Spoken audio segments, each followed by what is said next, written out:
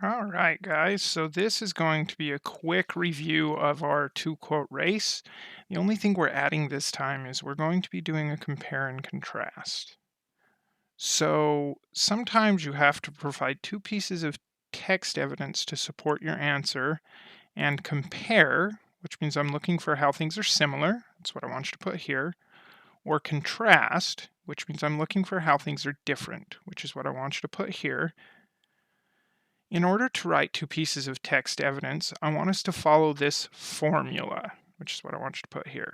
Now, you guys should all know that the RA in our race form stands for restate and answer. That's going to make our first sentence. Our second sentence is going to be your first quote.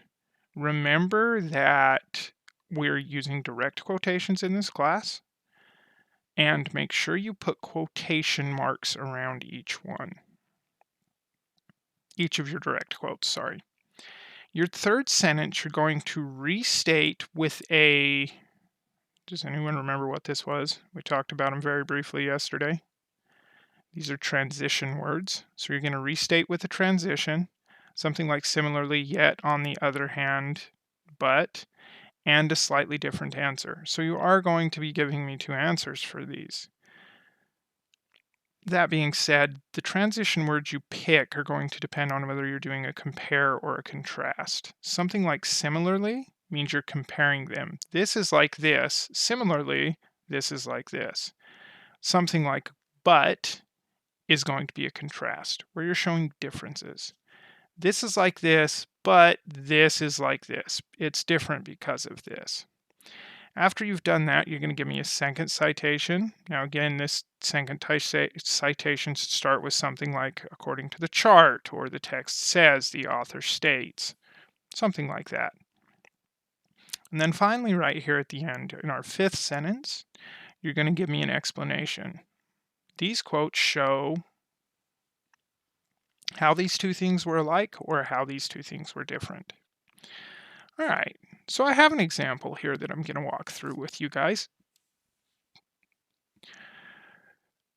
The question here is, how are Confucianism and Daoism alike or different?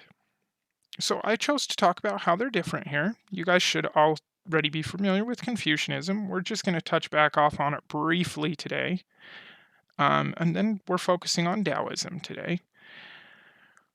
So I'm going to use these as my evidence. These are the two things that I'm given.